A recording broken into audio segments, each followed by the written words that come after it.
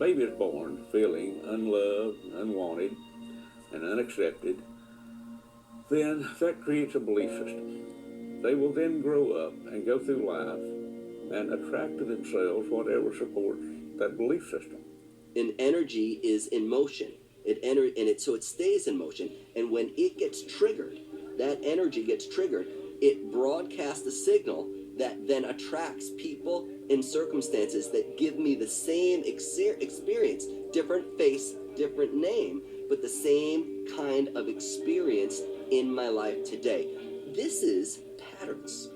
The key is to begin to understand that there are emotional patterns that we carry in our life that, as a result of these emotional patterns that are in our subconscious mind, influence our relationship with money, influence our relationships with each other, influence every aspect of who we are.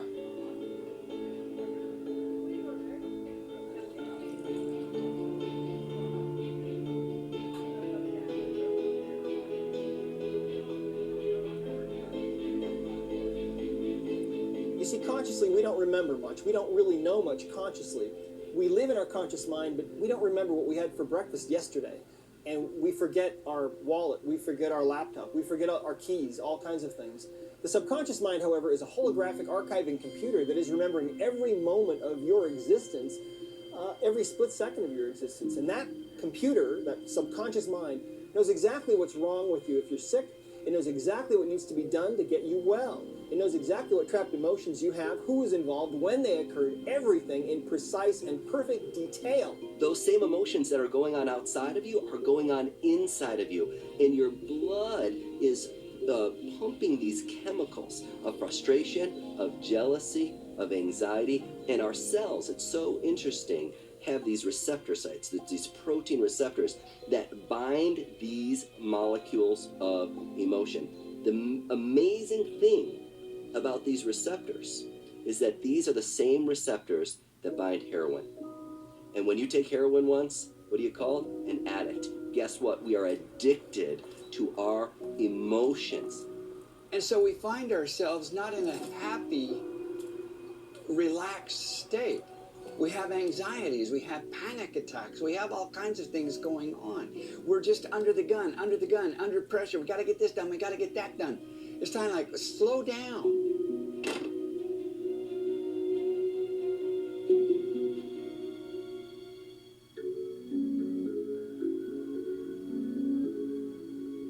So when presented with this idea of healing where you're supposed to let go of the past and really open to feelings that you've suppressed and release them, people will often say, I don't know how to do that, or I'm afraid if I do that, that I might be worse off than I am now. One of the greatest models of healing are young children, especially like around 2 or 3, because they have such emotional courage and freedom and fluidity. If you look at these young children, they laugh when they're happy, they cry when they're sad, they scream when they're angry, and when they're frightened, they come to their parents and all they want to do is just be held. And when they're held, they might curl up in a little ball and maybe shake a little bit.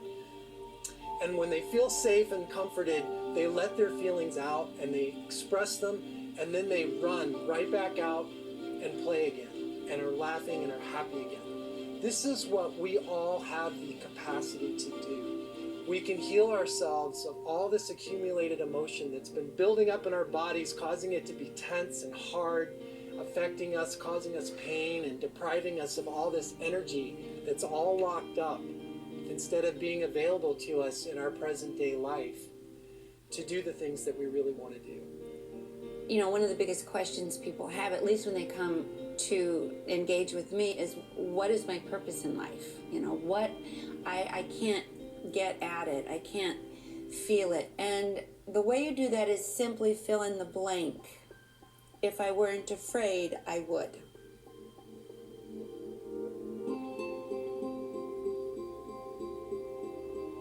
So whatever you want in your body, you simply give thanks for it. You don't ask for it, because if you continually ask for something, you are saying you don't have it. If you give thanks for it, you're acknowledging that you do have it. So where you place your attention is where you place your energy. And as we begin to decide really clearly on creating a future, or creating a new destiny, the more we bring it to life. I run into people who are depressed, and they are so depressed, and the medical drugs they're on, all you got to do is read the side effects that say they can lead to suicides, murders, all kind. Come on. You'll go to your general physician and you'll say, I'm having a hard time and I'm depressed and I'm exhausted, and they'll give you an antidepressant and SSRI. Psychotropic medication literally just moves what chemicals you have around. What happens if your pharmacy is already depleted? Do you realize the ancients knew what to do for depression? Number one, get out into the sun. The sun is healing. Number two, the colors of the plant foods of orange and yellow. If you will eat an orange and pineapple together, you watch what happens to depression. Within 72 hours, the emotional molecules being generated in the neurochemistry of the brain, jeez, it will blow you away. There was a scientific experiment done a little ways back where they were looking to see if emotions filter our perception.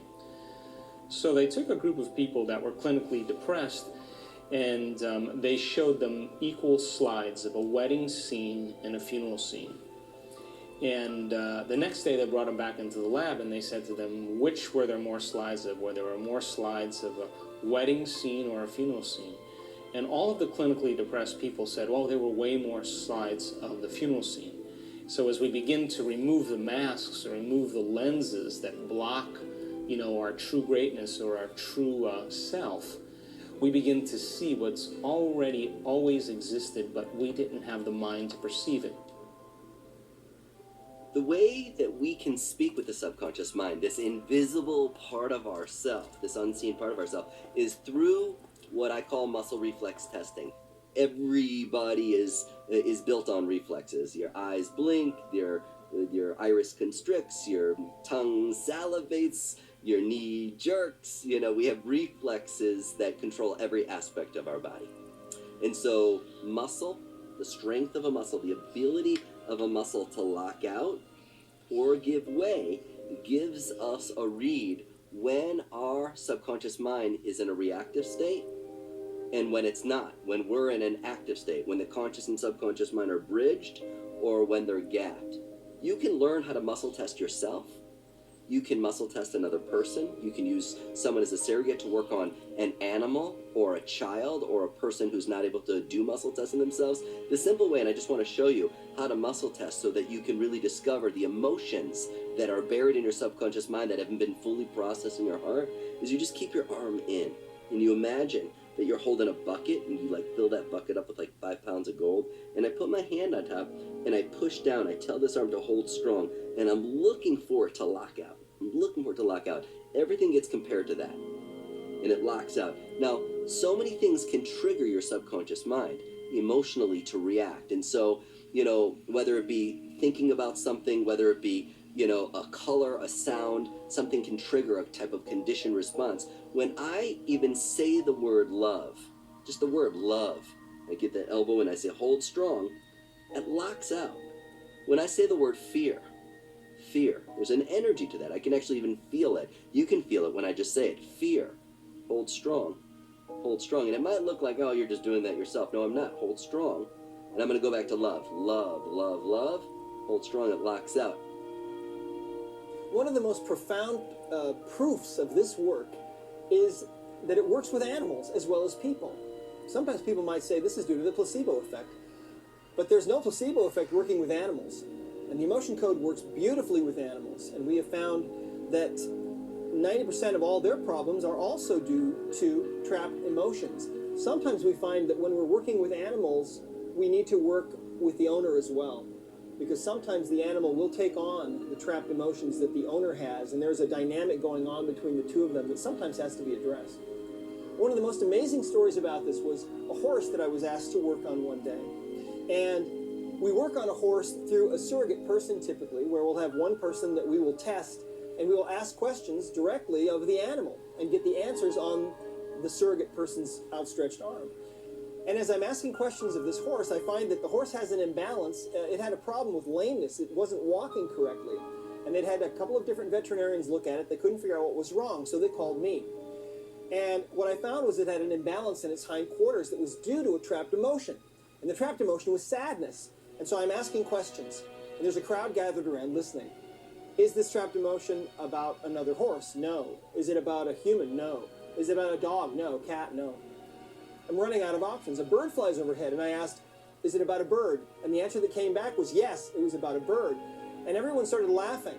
And I started laughing too, because it seemed so comical. But the horse's owner was there, and she said, you know what? I think I know what this is about. She said that a week before, there was a little baby bird in a nest of baby birds immediately in front of this horse's stall. And one of the baby birds fell out of the nest and fell down onto the ground and struggled for its life and died. This whole sad, tragic affair was played out immediately in front of this horse, who was powerless to help and was overwhelmed by the emotion of sadness. That's what got stuck in the horse, that emotion of sadness. We released it, they took the horse out, and it was walking perfectly from that moment.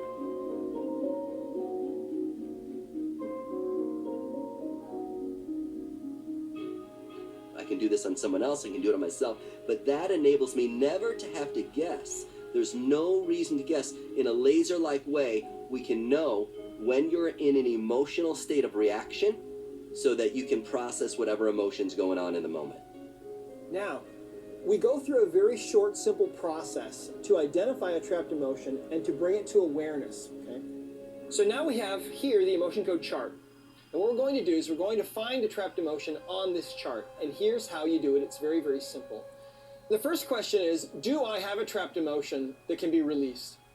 And if the answer is yes, then you go to the emotion code chart immediately. And you ask, is this trapped emotion in column A on this chart? If it's not in column A, that means it's in column B. Is this trapped emotion in column B in one of the odd rows? And if the answer is yes, then you ask, is it in row 1? No. Is it in row 3? I'm getting a yes. Strong. Is the emotion confusion? No. Is the emotion defensiveness? No. Is the emotion grief? Actually, that's strong. So that's a trapped emotion of grief that we've identified. Once that emotion is brought to the surface, we're actually able to release that trapped emotional energy by simply swiping either fingertips or a magnet over the governing meridian, which happens to run from the lip over the head back all the way down to the tailbone. Now, when we pass our fingers or a magnet over that governing meridian, what we're doing is we're actually putting energy into that meridian. Now, a meridian is a river of energy that flows just under the skin. The governing meridian is connected up with all the meridians, and that pure intention of yours passes into that meridian and releases. It goes into all the other meridians, and it releases that energy. The best analogy that I can give you for this is if you take a credit card, okay? If I take this credit card and I rub a magnet on the back of that, on that magnetic strip, that information that's encoded there is gone, and we can't use it anymore.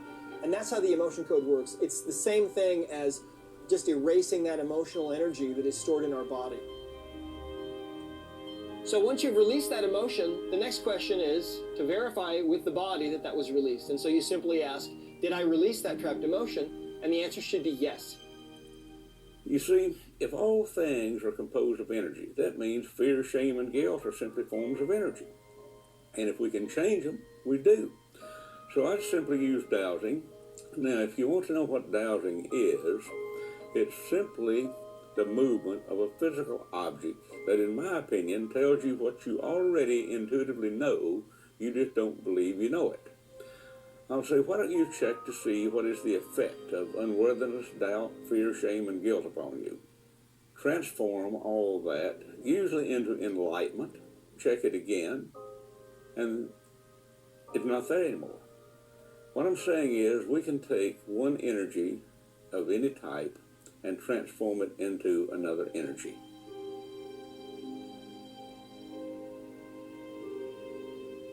Where people bring touch to your physical body and begin to put their hands in the places in your body where you are holding on to past memory. When they touch you in a loving, gentle, sensitive way and bring your awareness to these places, and it starts to invite us to get conscious of these places, because most of us don't realize how much stress we're really holding on to until somebody actually touches it. And once you're connected and conscious, waiting there inside our bodies are those feelings from our past that overwhelmed us. And as you allow yourself into those feelings, the mind becomes quiet.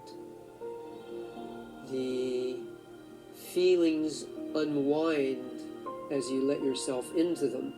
And as you allow yourself to feel these energies, emotions, pain, sensations, they'll start to flow through you. And as that begins to happen, you begin to have what's called a release. On the other side of this release is calm. There's real true peace, as if a load's been lifted. Your body, your physical body begins to relax on a deep level. You begin to breathe easier. There's energy flowing through your body again. It's interesting because today's physicists have confirmed the teachings of the ancient scholars.